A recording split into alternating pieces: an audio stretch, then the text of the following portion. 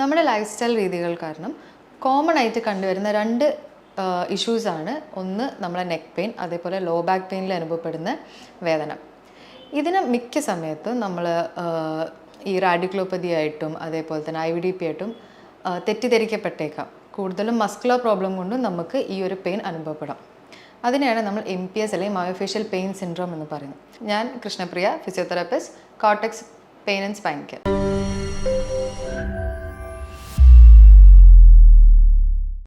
എന്താണ് MPS അല്ലെങ്കിൽ myofascial pain syndrome എന്ന് നമുക്ക് നോക്കാം. പേര് പോലെ തന്നെ മസിലും അതിൻ്റെ ചുറ്റുവട്ടം വരുന്ന കണക്റ്റീവ് ടിഷ്യൂവിൻ്റെ ഇൻവോൾവ്മെൻറ്റ് കൊണ്ടാണ് അതിനെ മയോഫേഷ്യൽ പെയിൻ സിൻഡ്രോം എന്ന് പറയുന്നത്. MPS എന്ന് പറയുന്നത് റിപ്പീറ്റഡ് ആയിട്ട് വരുന്ന ഒരു ക്രോണിക് ആയിട്ടുള്ള മസ്കുലർ സ്കെലറ്റൽ കണ്ടീഷനാണ്. ഇതിൻ്റെ മെയിൻ ഫീച്ചേഴ്സ് എന്തൊക്കെയാണെന്ന് വെച്ചാൽ ബോഡിയിൽ, അതായത് പേഷ്യൻ്റ് കംപ്ലയിൻറ്റ് പറയുന്നത് എവിടെ തൊട്ടാലും പെയിൻ ഉണ്ടെന്ന് പറയും. അതായത് ലോക്കലൈസ്ഡ് ആയിട്ടുള്ള പോയിൻറ്റ്സിൽ പേഷ്യൻ്റ് ഭയങ്കരമായിട്ടുള്ള പെയിൻ അനുഭവപ്പെടുന്നു എന്ന് പറയും. ഇതിനെയാണ് നമ്മൾ ട്രിഗർ പോയിൻറ്റ്സ് എന്ന് പറയുന്നത്. ഈ ട്രിഗർ പോയിൻറ്റ്സിലാണ് നമ്മൾ കൈ വെച്ച് പാൽപ്പേറ്റ് ചെയ്യുമ്പോൾ, അതായത് പ്രഷർ അപ്ലൈ ചെയ്യുമ്പോൾ ഒരു ഇറിറ്റബിലിറ്റി പ്രൊഡ്യൂസ് ചെയ്യുന്നതും പേഷ്യൻ്റ് പെയിൻ കംപ്ലയിൻറ്റ് പറയുന്നത്. ഇതിൻ്റെ ഒരു അടുത്ത ഫീച്ചറാണ് റെഫേർഡ് പെയിൻ പാറ്റേൺ എന്ന് പറയുന്നത്. അതാണ് പേഷ്യൻ്റ് പറയുന്ന അടുത്ത കംപ്ലയിൻറ്റ്. അതായത് കഴുത്ത് വേദന കയ്യിലോട്ടേക്ക് ഇറങ്ങി വരുന്നു, അല്ലെങ്കിൽ നടുവേദന കാലിലോട്ടേക്ക് ഇറങ്ങി വരുന്നത്.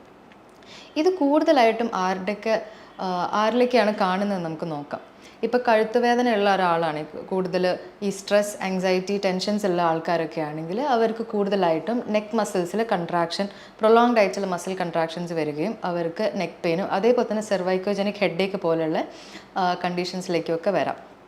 അതുപോലെ തന്നെ നെക്സ്റ്റ് വരുന്ന ഒരാൾക്കാരാണ് റിപ്പീറ്റഡ് ആയിട്ടുള്ള ആക്ടിവിറ്റീസ്, അതായത് റെപ്പറ്റേറ്റീവ് സ്ട്രെസ് ഇഞ്ചുറീസിലേക്ക് കടന്നു പോകുന്ന ആളുകൾ. ഇപ്പോൾ അതിലുള്ള ഗ്രേറ്റ് എക്സാമ്പിളാണ് നമ്മുടെ IT പ്രൊഫഷണൽസ്. അതായത് അവർ കൂടുതൽ നേരം കമ്പ്യൂട്ടർ സിസ്റ്റം യൂസ് ചെയ്യുന്ന ആൾക്കാർക്ക് കൂടുതലായിട്ടും കഴുത്ത് വേദന, അതേപോലെ തന്നെ സിറ്റിംഗ് പോസ്ചർ പ്രോപ്പർ അല്ലെങ്കിൽ ലോ ബാക്കിൽ അനുഭവപ്പെടുന്ന വേദന. ഇത് നമ്മൾ നോർമൽ ഒരു IVDPയിൽ നിന്നും മസ്കുലർ ഇൻവോൾവ്മെൻറ്റ് ഉണ്ടോ ഇല്ലയെന്ന് എങ്ങനെ നമുക്ക് ഡിഫറൻഷിയേറ്റ് ചെയ്യാമെന്ന് നമുക്ക് നോക്കാം.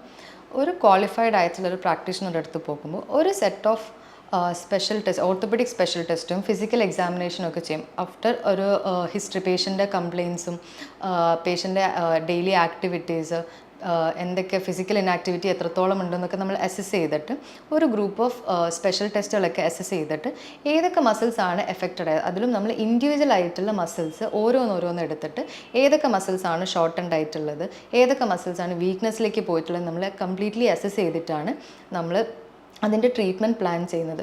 ഒരു മസിൽ ഷോർട്ടൻഡ് ആകുമ്പോൾ എന്താണ് സംഭവിക്കുന്നത് വെച്ചാൽ അതിൻ്റെ ഒരു ആക്ഷൻ കംപ്ലീറ്റ്ലി അവിടെ ലിമിറ്റഡ് ആയിട്ട് പോകും. അങ്ങനെ ബയോമെക്കാനിക്കലി ആ മൂവ്മെൻറ്റ് ചെയ്യാൻ പറ്റാതെയും അതേപോലെ തന്നെ ആ മസിൽ വീണ്ടും ഷോർട്ടനിലേക്ക് പോവുകയും ചെയ്യും. ഇങ്ങനെ ഒരു ഫിസിക്കൽ ഇനാക്ടിവിറ്റി കാരണം പേഷ്യൻ്റെ ഫ്ലെക്സിബിലിറ്റീനെ ഇത് നന്നായിട്ട് ബാധിക്കും. ഇനി MPS എങ്ങനെയൊക്കെ നമുക്ക് പ്രിവെൻറ്റ് ചെയ്യാമെന്ന് നോക്കാം. കൂടുതലും നമ്മൾ ഒരു അഡ്വൈസ് എന്നുള്ള രീതിയിൽ നമ്മൾ പേഷ്യൻസിനോട് പറയുന്നത് ഒരു പ്രൊലോങ്ഡ് സിറ്റിംഗ് അല്ലെങ്കിൽ പ്രൊലോങ്ഡ് സ്റ്റാൻഡിങ് എന്നുള്ളത് മാക്സിമം അവോയ്ഡ് ചെയ്യുക. അതായത് ഒരു 20 മിനിറ്റ്സിൽ കൂടുതൽ ഒരു പേഷ്യൻറ്റ് നിൽക്കാനോ ഇരിക്കാനോ പാടില്ല.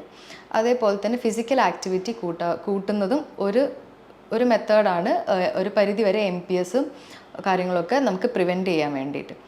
പിന്നെ ഉള്ളത് ഏത് മസിലാണോ എഫക്റ്റഡ് ആയിട്ടുള്ള ആ മസിലിന് വേണ്ടിയിട്ടുള്ള പ്രോപ്പറായിട്ടുള്ളൊരു എക്സസൈസ് പ്രിസ്ക്രൈബ് ചെയ്ത് കൊടുക്കുക. അതായത് സ്ട്രെച്ചിങ് ആണെങ്കിൽ മാക്സിമം സ്ട്രെച്ചിങ്സ് ഏതൊക്കെ രീതിയിൽ ചെയ്യണം, ഏതൊക്കെ ആംഗിൾസിൽ ചെയ്യണം എന്നൊക്കെ പേഷ്യൻറ്റിനോട് കൃത്യമായിട്ട് പറഞ്ഞു കൊടുക്കുക. പിന്നെ വീക്ക്നെസ് പോയിട്ടുള്ള മസിൽസിനുള്ള സ്ട്രെങ്തനിങ് എക്സസൈസ്.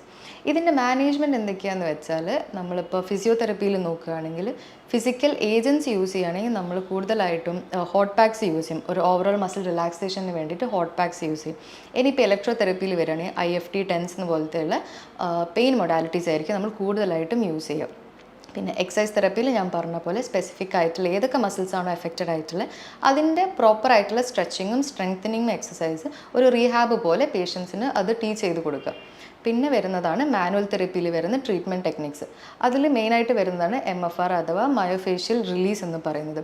ഡീപ്പ് പ്രഷർ ഇട്ടിട്ട് മസിൽസിലുള്ള ട്രിഗർ പോയിൻറ്റ്സ് റിലീസ് ചെയ്യുന്നതാണ് മയോഫേഷ്യൽ റിലീസ് എന്ന് പറയുന്നത്. അതേപോലെ തന്നെയാണ് ട്രിഗർ പോയിൻറ്റ് റിലീസും സോഫ്റ്റ് ടിഷ്യൂ മൊബിലൈസേഷനും ഒക്കെ വരുന്നത്. പ്രോപ്പറായിട്ടുള്ള ഒരു എക്സസൈസ് റെജീമിലൂടെയും റീഹാബ് സെറ്റപ്പിലൂടെയും നമുക്ക് MPS ഒരു പരിധി വരെ നമുക്കിത് കൺട്രോൾ ചെയ്ത് മെയിൻറ്റെയിൻ ചെയ്ത് പോകാം. കാരണം MPS എപ്പോഴും നമ്മളൊരു പ്രോപ്പർ എക്സസൈസ് പ്രോട്ടോക്കോൾ ഫോളോ ചെയ്തിട്ടില്ലെങ്കിൽ എപ്പോൾ വേണമെങ്കിലും നമുക്കിത് റിക്കർ ചെയ്ത് വരാൻ പറ്റുന്ന ഒരു കണ്ടീഷനാണ്. അതിനാൽ തന്നെ നമുക്ക് പ്രോപ്പറായിട്ടൊരു എക്സസൈസ് രീതിയിൽ നമുക്കിത് MPS മാനേജ് ചെയ്ത് പോകുന്നതുമാണ്. ഇഫ് ഇൻ കേസ് ഇത് പ്രോപ്പർ വേയിലല്ല ട്രീറ്റ് ചെയ്യുന്നെങ്കിൽ, അല്ലെങ്കിൽ പ്രോപ്പറായിട്ട് ഡയഗ്നോസ് ചെയ്യാൻ പറ്റിയിട്ടില്ലെങ്കിൽ ഈ MPS ആണ് ലേറ്റർ ഓൺ നമുക്കിതൊരു ഫൈബ്രോമൈൽജിയ എന്നുള്ളൊരു കേസിലേക്ക് എക്സ്റ്റെൻഡ് ചെയ്ത് പോകുന്നത്.